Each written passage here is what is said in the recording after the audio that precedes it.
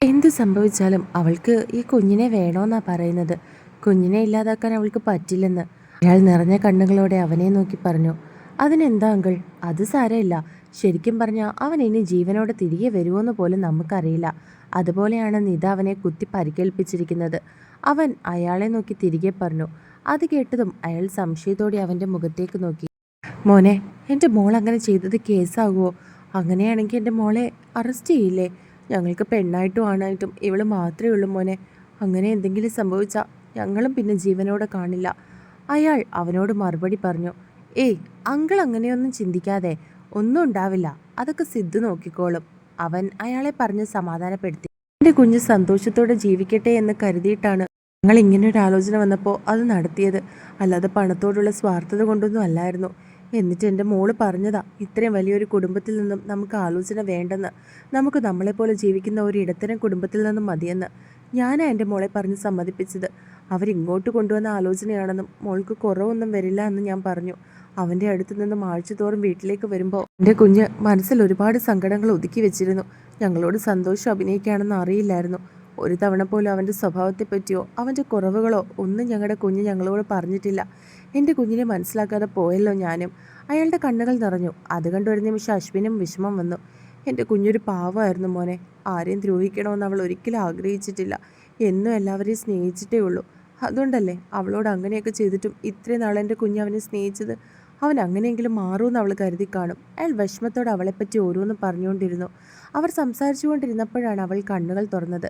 അവളൊന്നും മൂളുന്നത് കേട്ടതും അവർ രണ്ടുപേരും അവളെ നോക്കി. ഇഞ്ചക്ഷൻ്റെ വേദന കൊണ്ടോ എന്തോ അവൾ നെറ്റി ചുളിക്കുന്നുണ്ടായിരുന്നു.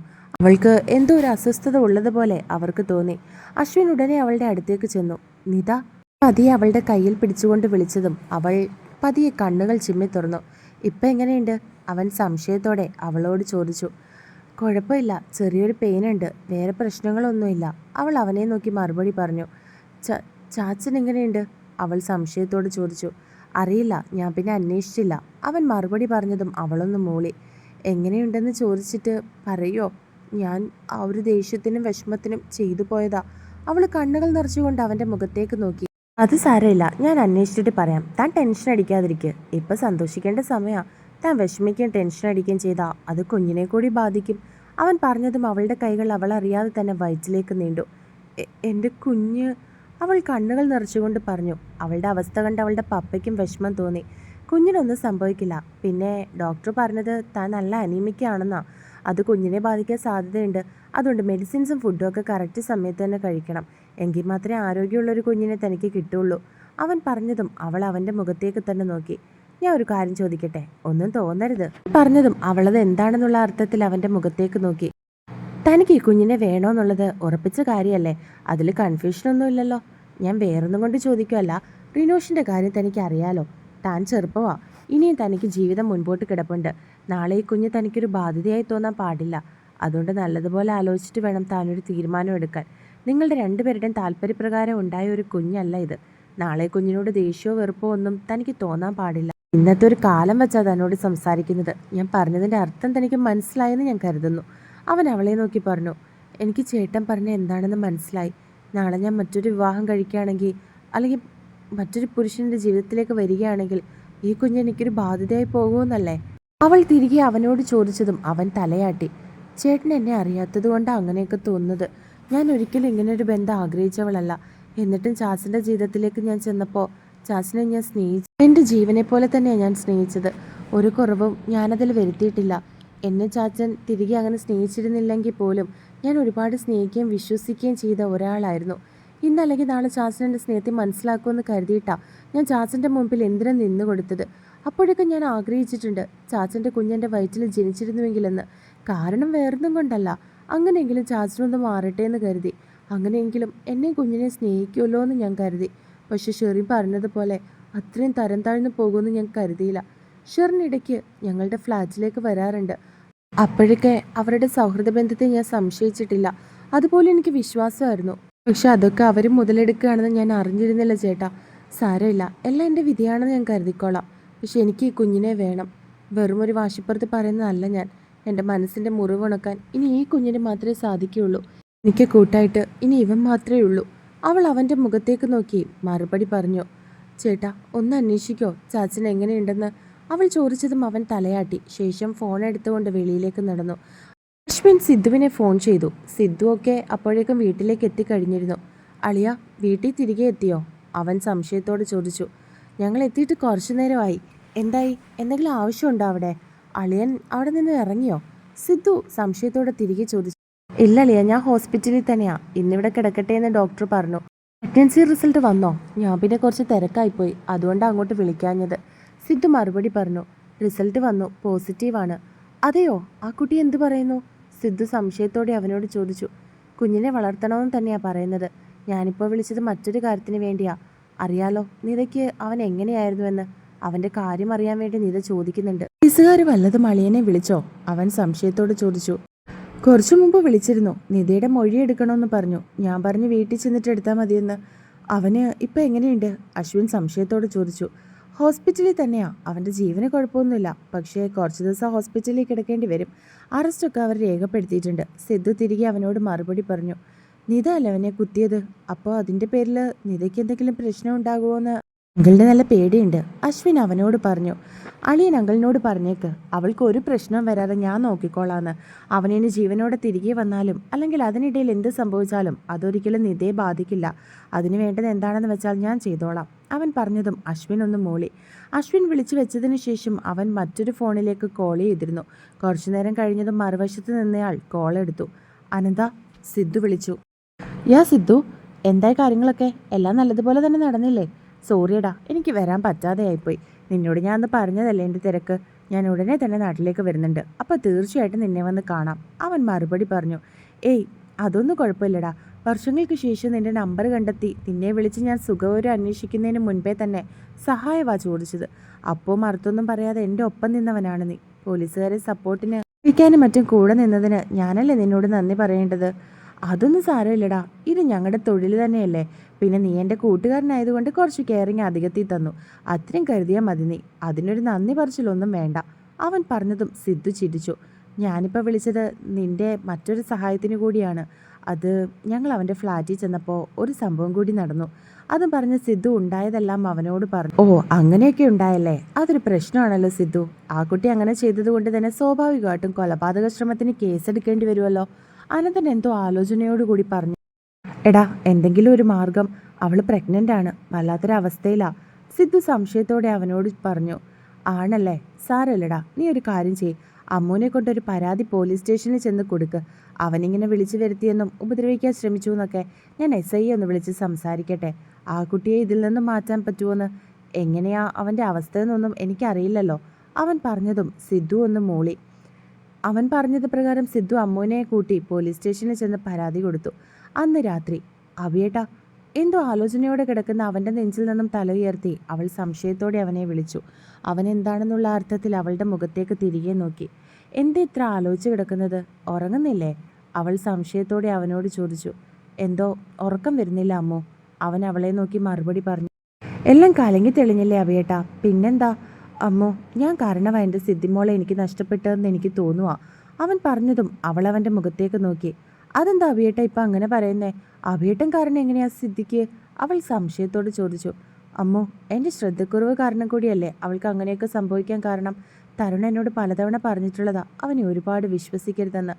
അവനിപ്പോൾ എത്ര നല്ലവനാണെന്ന് പറഞ്ഞാലും ഒരുപാട് സ്വാതന്ത്ര്യം അവനെ വീട്ടിൽ കൊടുക്കരുതെന്ന് തരുൺ എന്നോട് എപ്പോഴും പറയുമായിരുന്നു. പക്ഷെ എൻ്റെ കൂട്ടുകാരനല്ലേ, അന്ന് അങ്ങനെയൊക്കെ സംഭവിച്ചു എന്ന് കരുതി അവൻ പിന്നീട് നല്ലതായി കാണുമെന്ന് ഞാനും വിചാരിച്ചു. പക്ഷെ ഇപ്പോഴാണ് എനിക്ക് മനസ്സിലായത്, ചിലർ എത്രയായാലും നന്നാവില്ല എന്ന്. ആരെയും നമ്മൾ ഒരുപാട് വിശ്വസിക്കാൻ പാടില്ല എന്ന്. പക്ഷേ അത് മനസ്സിലാക്കി വന്നപ്പോഴേക്കും എനിക്കെല്ലാം നഷ്ടപ്പെട്ടിരുന്നു. അത് പറയുമ്പോൾ അവൻ്റെ കണ്ണുകൾ നിറഞ്ഞു. അമ്മ അവനെ ഒന്നുകൂടി ചേർത്ത് പിടിച്ചു. സാരമില്ല അഭിയേട്ടാ, നമുക്ക് വിധിയെ തോൽപ്പിക്കാൻ പറ്റില്ലല്ലോ. അങ്ങനെയൊക്കെ അഭിയേട്ടൻ്റെ ജീവിതത്തിൽ സംഭവിക്കണമെന്നുള്ളത് അഭിയേട്ടൻ്റെ മാത്രം വിധിയായിരുന്നു. നമുക്ക് അങ്ങനെയൊക്കെ കരുതി സമാധാനിക്കാം. അവൾ പറഞ്ഞതും അവനൊന്ന് മൂളി. അമ്മു, അവനവളുടെ മുഖത്തേക്ക് നോക്കി വിളിച്ചതും അവൾ സംശയത്തോടെ അവനെ നോക്കി. അത് അമ്മു എന്നെ വിട്ടു പോവോ? അവൻ അവളുടെ മുഖത്തേക്ക് നോക്കി ചോദിച്ചു. അഭിയേട്ടനെ വിട്ടു പോകേണ്ട സാഹചര്യം ഉണ്ടായിട്ട് പോലും ഈ അമ്മ അത് ചെയ്തിട്ടില്ല. ഇനി അത് ചെയ്യാൻ ഉദ്ദേശിക്കുന്നതുമില്ല. ഞാൻ എപ്പോഴും എൻ്റെ അഭിയേട്ടൻ്റെ കൂടെ തന്നെ കാണും. അവൾ അവൻ്റെ മുഖത്ത് കൈവച്ചുകൊണ്ട് പറഞ്ഞതും അവനൊന്ന് പുഞ്ചിരിച്ചു. ഏട്ടാ, അനന്തേട്ടൻ പിന്നെ വിളിച്ചായിരുന്നോ? നിധിയുടെ കാര്യം എന്താ അനന്തേട്ടൻ പറയുന്നത്? അവളെ അതിൽ നിന്നും രക്ഷപ്പെടുത്താൻ പറ്റുമോ? അമ്മു സംശയത്തോടെ അവനോട് ചോദിച്ചു. അവൻ മാക്സിമം അവനെ കൊണ്ടാവുന്നതൊക്കെ ചെയ്യാന്നാണ് എന്നോട് പറഞ്ഞിരിക്കുന്നത്. നിന്നെ ഉപദ്രവിക്കാൻ ശ്രമിച്ചത് കണ്ടപ്പോൾ അങ്ങനെ ചെയ്തു എന്ന് നീ പറയണം. അവൾക്ക് ജാമ്യം കിട്ടുമെന്ന് അവൻ പറഞ്ഞിട്ടുണ്ട്. അവൾക്ക് വേണ്ടിയിട്ട് നമ്മൾ നല്ലൊരു വക്കീലിനെ പോയി കണ്ടാൽ മതി. അവൻ പറഞ്ഞതും അവളൊന്ന് മൂളി. നമുക്ക് നാളെ ഹോസ്പിറ്റലിൽ പോകണം ഏട്ടാ. നാളെ രാവിലെ നിധിയെ ഡിസ്ചാർജ് ചെയ്യുമല്ലേ? അവൾ പറഞ്ഞതും അവനും അത് ശരിയാണെന്ന് തോന്നി. നമുക്ക് പോവാമോ? അവൻ പറഞ്ഞതും അവൾ അത് കേട്ടൊന്ന് പുഞ്ചിരിച്ചു. എങ്കിൽ എൻ്റെ അഭിയേട്ടൻ കിടന്ന് ഉറങ്ങാൻ നോക്ക്. കഴിഞ്ഞ കാര്യങ്ങളെപ്പറ്റി ഒന്നും ചിന്തിക്കാൻ നിൽക്കണ്ട. നാളെ മുതൽ നമുക്ക് പുതിയൊരു ജീവിതം. ഇനി ആരുടെ ശല്യമില്ലാതെ നമുക്ക് സന്തോഷമായിട്ട് ജീവിക്കണം. അവൾ പുഞ്ചിരിച്ചുകൊണ്ട് അവൻ്റെ മുഖത്തേക്ക് നോക്കി പറഞ്ഞതും അവനും ചിരിച്ചു. പിറ്റേന്ന് അമ്മു സിദ്ധുവും കൂടി നിധയുടെ അടുത്തേക്ക് തിരിച്ചു. അവർ രണ്ടുപേരും ചെന്നപ്പോൾ അവരെ ഡിസ്ചാർജ് ചെയ്ത് പോകാനുള്ള തിരക്കിലായിരുന്നു. ഇപ്പോൾ എങ്ങനെയുണ്ട് ചേച്ചി? അമ്മു അവളുടെ അടുത്തേക്ക് ഇരുന്നു കൊണ്ട് ചോദിച്ചു. കുഴപ്പമില്ല. അവൾ അമ്മുവിനെ നോക്കി മറുപടി പറഞ്ഞു. ചേട്ടാ, നിധ വിളിക്കുന്നത് കേട്ട് സിദ്ധു അവളുടെ മുഖത്തേക്ക് നോക്കി. എന്തെങ്കിലും വിവരം അറിഞ്ഞോ ചാച്ചനെ പറ്റി? അശ്വിൻ ചേട്ടനോട് ഇന്നലെ ചോദിച്ചപ്പോൾ ചേട്ടനെന്ന് വരുമ്പോൾ പറയുമെന്ന് പറഞ്ഞു. അവൾ സംശയത്തോടെ അവനോട് ചോദിച്ചു. അത് അവ ഹോസ്പിറ്റലിൽ തന്നെയാ. അറസ്റ്റ് രേഖപ്പെടുത്തിയിട്ടുണ്ട്. പിന്നെ മോൾക്ക് ജാമ്യം എടുക്കണം. അതിന് നല്ലൊരു വക്കീലിനെ അറേഞ്ച് ചെയ്യണം. കൊലപാതക ശ്രമമല്ലേ? അവൻ പറയുന്നത് കേട്ട് അവൾ നിറകണ്ണുകളോടെ നോക്കി. ആ വിളി കേട്ടതും അവൻ സംശയത്തോടെ അവളുടെ പപ്പയുടെ മുഖത്തേക്ക് നോക്കി. ഞങ്ങൾ എങ്ങനെയാ വക്കീലിനെയൊക്കെ? ഫീസൊക്കെ ഒരുപാടാവില്ലേ? അവളുടെ പപ്പ സംശയത്തോട് ചോദിച്ചു. അതൊന്നും ഓർത്ത് അങ്കിള് വിഷമിക്കേണ്ട. അതിന് വേണ്ടത് എന്ത് സഹായമാണെങ്കിലും അത് ഞാൻ ചെയ്തോളാം. അവൻ അയാളുടെ കയ്യിൽ പിടിച്ചുകൊണ്ട് പറഞ്ഞു. അവർ റൂമിൽ സംസാരിച്ചുകൊണ്ട് നിന്നപ്പോഴാണ് റൂമിൻ്റെ വാതിലിൽ ഒരു മുട്ട് കേട്ടത്. ഡോക്ടറോ നേഴ്സോ ആയിരിക്കുമെന്ന് കരുതി അശ്വിൻ ചെന്ന് വാതിൽ തുറന്നു. അവർക്കറിയാത്ത രണ്ടുപേരായിരുന്നു. നിധ? വന്നവരിൽ ഒരു സ്ത്രീ അവൻ്റെ മുഖത്തേക്ക് നോക്കി ചോദിച്ചു. അത് കേട്ട് അശ്വിൻ അകത്ത് കിടക്കുന്ന നിധയുടെ മുഖത്തേക്ക് നോക്കി. മമ്മി? അവരെ കണ്ടതും അവൾ വിളിച്ചു. ചാച്ചൻ്റെ മമ്മിയാ. അത് കേട്ട് സംശയത്തോടെ നോക്കുന്ന സിദ്ധുവിനെ, അമ്മുവിനെ, അശ്വിനെ നോക്കി അവൾ മറുപടി പറഞ്ഞു. മോളെ നിധേ? അവർ വിളിച്ചുകൊണ്ട് അവളുടെ അടുത്തേക്ക് ചെന്നിരുന്നു. എന്താ മോളെ, എന്താ സംഭവിച്ചത്? അവരുടെ ഒപ്പം കയറി വന്നയാൾ അവളെ നോക്കി ചോദിച്ചു. അത് പപ്പേ, ചാച്ചൻ. അവർ രണ്ടുപേരും നോക്കി നിധ ഉണ്ടായ സംഭവങ്ങളൊക്കെ പറഞ്ഞു. അവരൊന്നും വിശ്വസിക്കാൻ വയ്യാതെ നെഞ്ചിൽ കൈവച്ചു. അവൻ്റെ മമ്മി കുറേ നേരം ഇരുന്ന് കരഞ്ഞു. മമ്മി കരയാതെ, സാരമില്ല. നിധ അവരെ സമാധാനിപ്പിക്കാൻ ശ്രമിച്ചു. ബാക്കി എല്ലാവരും നോക്കി നിന്നതല്ലാതെ ഒന്നും തന്നെ പറഞ്ഞില്ല. മോളെ, ഞങ്ങൾ എങ്ങനെയാണ് മോളോട് മാപ്പ് പറയേണ്ടതെന്ന് എനിക്കറിയില്ല. വിവാഹം കഴിക്കുമ്പോഴെങ്കിലും അവൻ്റെ സ്വഭാവവും ശീലവും ഒക്കെ മാറുമെന്ന് കരുതിയിട്ടാണ് അവനെക്കൊണ്ട് മോളെ വിവാഹം കഴിപ്പിച്ചത്. വിവാഹത്തിന് ശേഷം മോള് പരാതിയൊന്നും പറയാത്തതും ഞങ്ങൾക്കിടെ പ്രശ്നങ്ങളൊന്നും ഉണ്ടാവാതിരിക്കുന്നതൊക്കെ കണ്ടപ്പോൾ ഞങ്ങൾ കരുതിയത് അവൻ്റെ സ്വഭാവമെല്ലാം മാറിയെന്നാ. വിളിക്കുമ്പോഴോ നിങ്ങൾ രണ്ടുപേരും അങ്ങോട്ട് വരുമ്പോഴോ ഒന്നും നിങ്ങൾക്കിടയിലൊരു പ്രശ്നം ഞങ്ങൾ കണ്ടിട്ടില്ല. മോൾക്ക് ഒരു തവണയെങ്കിലും ഞങ്ങളോട് പറഞ്ഞുവിടായിരുന്നു അവൻ്റെ കാര്യം. നമുക്ക് എന്തെങ്കിലും ചെയ്യാൻ സാധിക്കുമായിരുന്നല്ലോ. അവർ വിഷമത്തോടെ അവളുടെ നെറുകയിൽ തലോടി പറഞ്ഞു. അപ്പം അതൊന്നും ഓർത്തില്ല മമ്മി. ചാച്ചൻ എന്തെങ്കിലും ഒരു ദിവസം എന്നുള്ള പ്രതീക്ഷയിലായിരുന്നു ഞാൻ. പക്ഷേ ഇങ്ങനെയൊക്കെ. അവളുടെ കണ്ണുകൾ നിറഞ്ഞു. മോൾക്ക് കരയാതെ. അവർ അവളുടെ തലയിൽ തലോടി അവളെ ആശ്വസിപ്പിച്ചു. അവൻ്റെ പപ്പ അവളുടെ പപ്പയുടെ അടുത്തേക്ക് ചെന്നു. ഞങ്ങളോട് ദേഷ്യമാണെന്ന് അറിയാം, ക്ഷമിക്കണം. എനിക്കിപ്പോൾ ഇതിന് മാത്രമേ കഴിയുള്ളൂ. എല്ലാം അവൻ്റെ ഭാഗത്ത് തെറ്റ് തന്നെയാണ്. നമുക്ക് എന്താണെന്ന് വെച്ചാൽ ചെയ്യാം. ഡിവോഴ്സ് കൊടുക്കാം. അവള് ചെറുപ്പമല്ലേ? അയാൾ അവളുടെ പപ്പയുടെ മുഖത്തേക്ക് നോക്കി പറഞ്ഞതും അയാൾ കണ്ണുകൾ നിറഞ്ഞു. മോള് പ്രഗ്നൻ്റ് ആണ്. അത് പറയുമ്പോൾ അയാളുടെ നെഞ്ചി വിങ്ങിപ്പോയി. അവർ രണ്ടുപേരും ഞെട്ടി അവളുടെ മുഖത്തേക്ക് നോക്കി. അവൾ തലകുനിച്ചിരിക്കുകയായിരുന്നു. കണ്ണുകൾ നിറഞ്ഞൊഴുകുന്നുണ്ട്. വല്ലാത്തൊരു മാനസികാവസ്ഥയിലായിരുന്നു അവൾ. മോളെ? അവർ അവളുടെ കയ്യിൽ പിടിച്ചുകൊണ്ട് വിളിച്ചു. എൻ്റെ കുഞ്ഞിനെ ഇല്ലാതാക്കാൻ മാത്രം പറയരുത് മമ്മി. എനിക്കതിന് കഴിയില്ല. ഞാൻ വളർത്തിക്കോളാം. കൂലിവേല ചെയ്തിട്ടാണെങ്കിലും ഞാൻ എൻ്റെ കുഞ്ഞിനെ വളർത്തിക്കോളാം. ഇതിനെ ഇല്ലാതാക്കി മറ്റൊരു ജീവിതം തിരഞ്ഞെടുക്കാൻ മാത്രം എന്നോട് പറയല്ലേ.